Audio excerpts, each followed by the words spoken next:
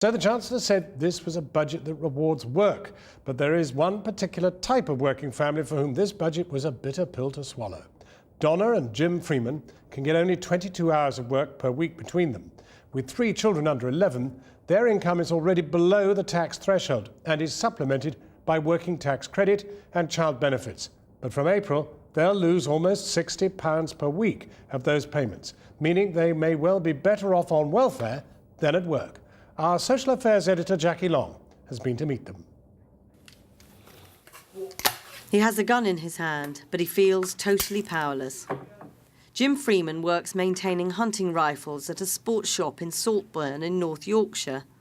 He only gets 16 hours work a week, and unless he gets more, his struggle to keep his family going will get very much harder. When I did the maths and I sat down and looked at this, it was a case of, oh my God, we are going to go under. At the minute, I would say we're treading water. Our heads are above water. We can afford to eat. We lose 60 quid. We go down. Mom! Jim and his wife Donna have 3 children under 11. Donna used to work full-time in a clothes shop, but was made redundant and now can only get 6 hours. The couple need to find another 2 hours between them, or they'll lose nearly £60 a week in working tax credits after government changes. We would be better off not working. So why do you continue to work? Because I like my job. I don't want to be somebody that's on benefits. I don't want to be the term benefits grounger. I want to feel good about myself, knowing that I'm providing for my family. It's budget day pretty much every day for the Freemans, working out how to manage. We've got £132 coming in for wages, which is my 6 hours and Jim's 16 hours. Then obviously we've got child benefit on top of that, and then tax credits at £200 a week, which is £372 roundabout a week.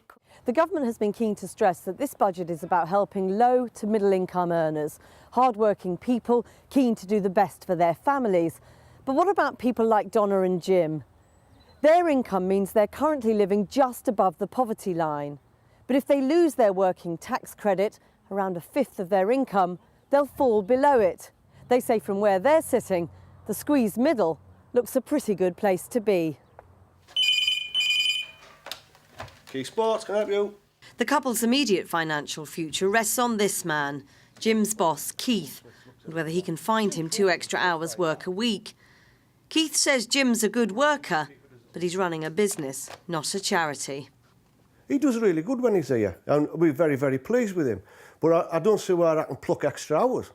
And why should it be my problem? And what do you think of the government moving in this direction, saying actually he needs more hours, and if he doesn't get more hours, he will lose benefits? Well, then they're going to force him back on the dole doing nothing whatsoever. And the report from the office... Today, George Osborne didn't offer much to families like the Freemans. Hopes that there would be a last-minute reprieve to the planned tax credit changes were not realised, and the couple simply don't earn enough to benefit from the changes to tax allowances. They've got no idea how hard it is. What they need is they need to come and see how it is, and they need to live how it is, how we live. Then they will understand. The family should be better off when the government introduces universal credit late next year. At least that's the plan. In the meantime, Donna and Jim will have to work out whether staying in work is actually worth their while.